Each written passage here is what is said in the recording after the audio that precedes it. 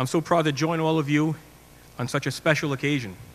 I want to thank the university, the Board of Trustees, and President Makeley for the tremendous honor of addressing you today and being awarded this honorary degree.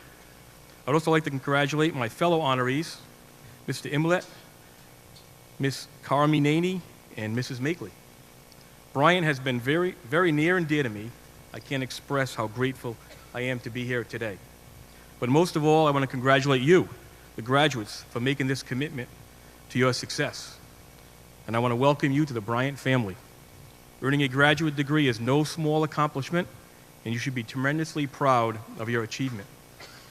You've all taken very different paths to get to this point.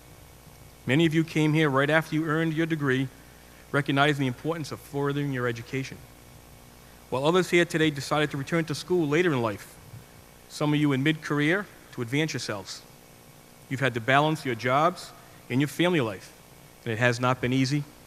I know, because I have been there. When I was in grad school so many years ago, I was working full-time. My wife was battling an illness. We had a new baby and another one on the way. So I understand the sacrifice and hard work you all have put in to get to this point. But no matter what journey you take to get here today, you all have a tremendous amount to be proud of, and I salute you. A graduate degree from Bryant University is incredibly valuable.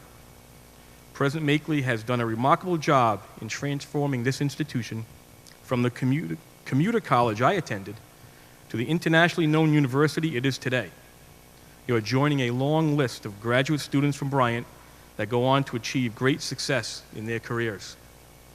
I've been a longtime member of the Bryant family, and Bryant University has always been a very special place to me and my family. I received my undergraduate degree in accounting here in '78, and my master's degree in business administration in 1985. I have very fond memories of driving my Camaro all the way from Warren, Rhode Island, to a campus that only had a unistructure, a community center, and a couple of dorms, and pretty much nothing else, except the world champion New England Patriots here a couple of weeks a year in the summer. The campus has changed so much since those days, it's hard to believe. But then again, back when I was here, Route 46 did not even reach all the way to Providence. And I had a full head of hair in those days. As proof of this, I keep my college ID with me at all times. I have it in my wallet, seriously. I often use it when I come into the campus at the guard shack. Gets a little bit of a chuckle. After all, not everyone carries their college ID around for life. My wife, Bethany, received her undergraduate degree here also. You can bet her grades were better than mine. Just to tell you about a dedication, during the blizzard of '78, she was here taking an office machines exam. Office machines. Boy, am I dating myself. Ron, do they still have office machines class? No? No, it's over, huh? In any case, the only story I have about my dedication to attending class was that once we had a class at Parentes. We really did. There was a strike happening on campus, and our instructor moved the class down to Parentes, which I thought was a pretty good idea. Speaking of master's degrees, I'm proud that my 2 children have master's degrees. My son Jeffrey, who is a Pawtucket policeman, has his master's from Salve. My daughter Lindsay recently earned her MBA right here at Bryant, just a few short years ago. I sat in those same seats your family and friends are sitting in, and I proudly watched her receive her degree. Since then, she's risen to a management role at CVS. While I was preparing to speak tonight, I asked her what important lesson she learned here at Bryant. What she said was insightful. She told me that Bryant prepared her to work in the real world, but that some of the most important lessons learned couldn't be taught in class. Those were lessons learned once she started working. Lessons like, don't be a 9-to-5er. Arrive a few minutes early, stay 15 minutes later, and never look at the clock unless you have a meeting. Find a mentor, someone who can give you guidance through honest and open feedback. Learn to accept constructive criticism. That can be hard to do when you are young and empowered with a freshly minted master's degree. Be collaborative and build partnerships. As much as you think you can do it all, you cannot. You need others to help you be successful. I agree with that 100%. People who know me know that I believe in surrounding myself with great people, creating an environment where they can be successful, and getting out of the way, which usually means me leaving to go golf. I'd like to thank Lindsay for those words of wisdom. And then there's my Navigant family. 23 of my employees hold Navigant degrees. 5 have MBAs. Every single member of my senior management team at Navigant Credit Union holds a Bryant degree. While it isn't exactly a requirement for a top job at Navigant, let's just say that Bryant University on a resume is looked upon very, very favorable. In fact, I love Bryant so much I moved our corporate headquarters from Central Falls to the corner of Route 7 and 116 more than 12 years ago. I like to think of our headquarters as Bryant South. We even have an employee receiving a degree this evening, Lindsay Hansen, who's been with Navigant for the past 3 years, but unfortunately unable to be here tonight. She's receiving her degree in accounting, and she'll be joining the Boston office of PricewaterhouseCoopers in July. So you probably get it by now. Bryant is significant to me both professionally and personally. I know that when you look back, you'll discover that your time at Bryant will have played an integral role in your lifelong success and your growth as a leader. I firmly believe that Bryant not only prepared me academically for success, but it also played a key role in shaping my character, my management philosophy, and my journey to where I am today. I've been a lifelong banker, and I'm the first one to admit that I probably look and act the part. I've worn a white dress shirt to work and a dark suit every day of my professional life. Every single day. The same outfit for 39 years. I don't even own anything except white shirts. I also don't own a pair of jeans. I just can't bring myself to wear them. My wife bought me a pair once, but I never put them on. So yes, I'm a creature of habit. I order the same thing every day at the same Dunkin' Donuts. Occasionally, just to shake things up a little, my wife goes to the Dunkin' Donuts across the street. She's a real risk taker. You may be surprised to hear, though, despite all these years I spent in banking, for me, it's really not about the numbers. How I live my life and how I lead my company isn't just about dollars and cents. Now, sure you've learned a lot in your time at Bryant about success in business, profits and performance targets and measurements. Those all have their role in being success in business. But for me, I found that success is really more about the things you can't quantify, the things you can't measure, the things that don't show up in an annual report. Surprisingly enough, it's not even about the white shirts. Today, I want to talk to you about what's guided my career at Navigant Credit Union, the guiding principles that I followed all along through good times and challenging times. I've been fortunate to have a 39-year career at Navigant. I know it's hard for you to imagine spending 39 years in one place, but it's really been a wonderful ride full of great mentors, tremendous coworkers, and fantastic opportunities. We've grown over 2,700% during this time. We've gone from passbooks to electronic accounts. We've added 14 branches and 275 employees, changed our name, and changed our headquarters to Bryant South. But in all, that growth and transformation, in upswings and downturns, even during the banking crisis of the 90s, my values and the guiding principles that drive our work and culture at Navigant have never changed. Let me share with you 4 important principles I follow, ones that you might want to hold on to during your career. Number 1, be good to your employees and your colleagues. Treat them like members of your own family. I really do believe that the best, most successful companies operate like families, relatively functional families, that is. Too often in business, leaders stray from that philosophy. They choose profits over building a good culture.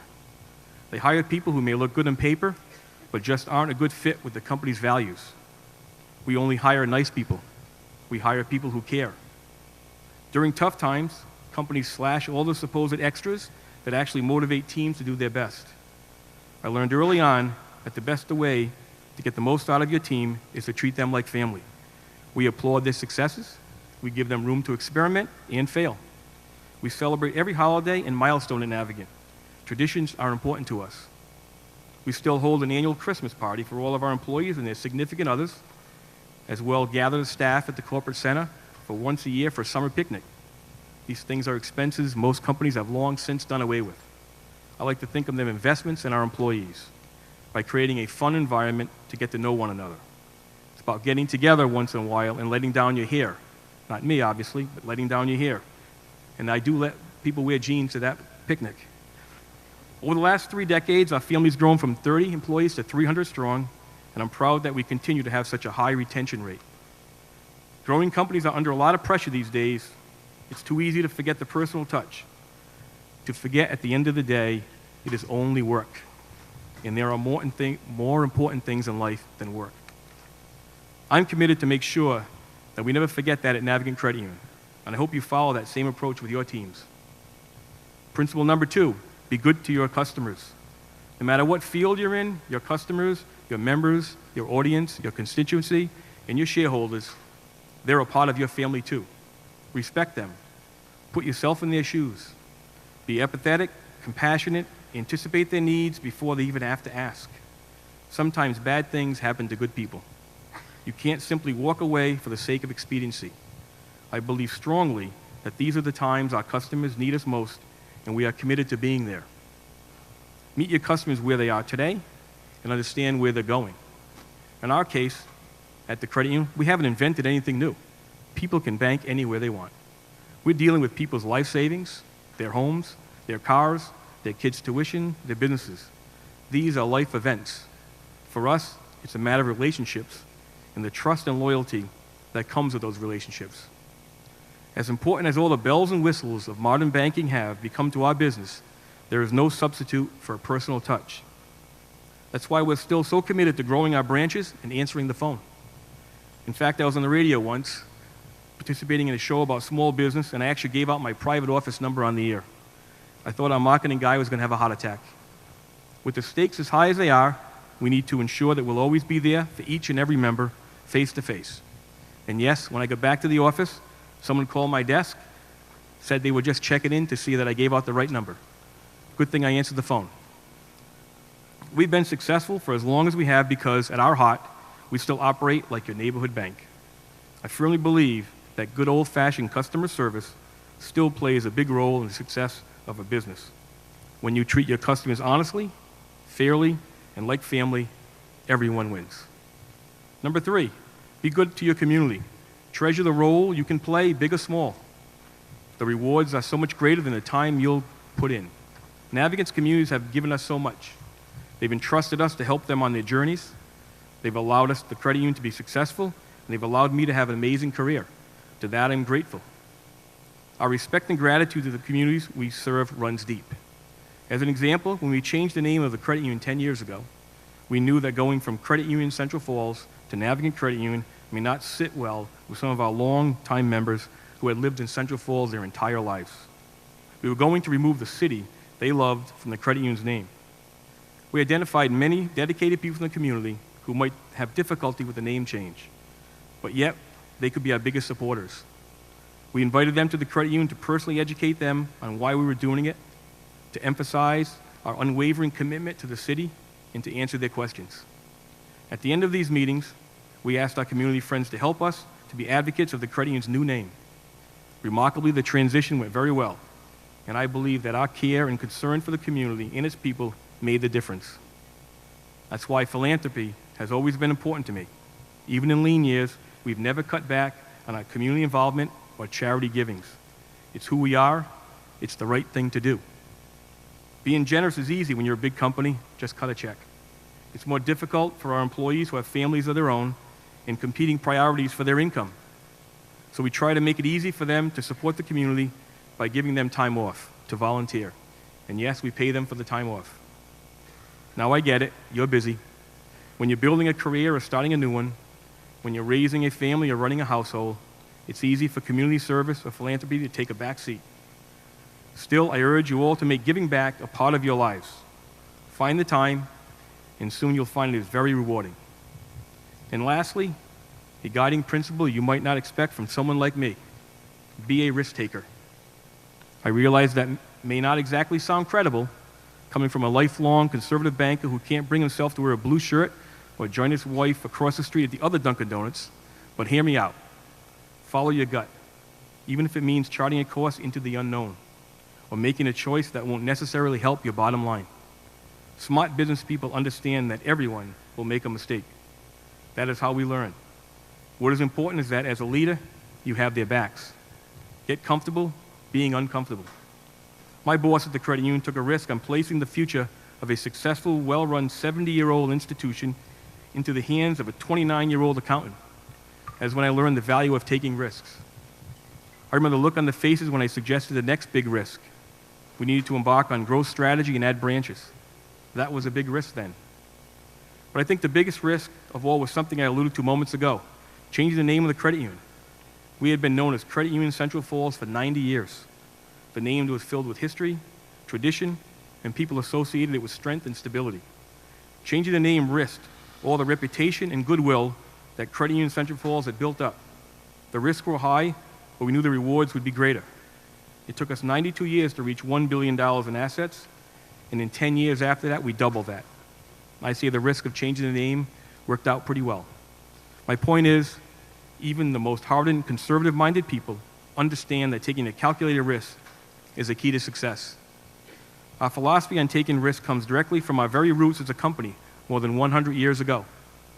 Navigant was started by a group of French Americans who, like so many other immigrant groups today, struggled to make ends meet in their new country. They couldn't find anyone to do business with them. No one would loan them money. No one was willing to take a risk. So they took a risk on themselves. In 1915, in the basement of Notre Dame Church in Central Falls, they scraped together $22,000 to open their own credit union, a cooperative institution that would be owned by its members. While we have had to continuously adapt to the changing economic, technological, social, and regulatory environment throughout the years, the same basic principles hold true today. We are still owned by our members. We're still committed to the city of Central Falls and every other community we do business in, and we're still here for the risk takers, the new wave of immigrants from all over the world, the second-generation Americans, all making their way in a new country, hoping someone will take a risk on them. We took a risk on them. So now the best two words that any audience likes to hear during a speech. In conclusion, I'm going to use a golf analogy here, because you know, banker, golfer. While so many of you are just selecting your clubs, I'm on the back nine of my career, and that means I'm spending a lot of time reflecting. Nearly everything I've done at Navigant has been guided by these principles, treating our employees, our customers, and our community like family, and taking risks. And while I've made my share of mistakes along the way, learning from those mistakes and sticking to those principles have always kept me on the right path, what's turned out to be one heck of a journey. Thank you for letting me share on your special day. You are now a part of a big, diverse family. No matter where your journey takes you, I hope you'll never lose touch with your Bryant University family. Let me leave you with one last thought. Happiness is not getting what you want. Happiness is wanting what you have. And every once in a while, I hope you'll take a little risk like I did today. Blue shirt.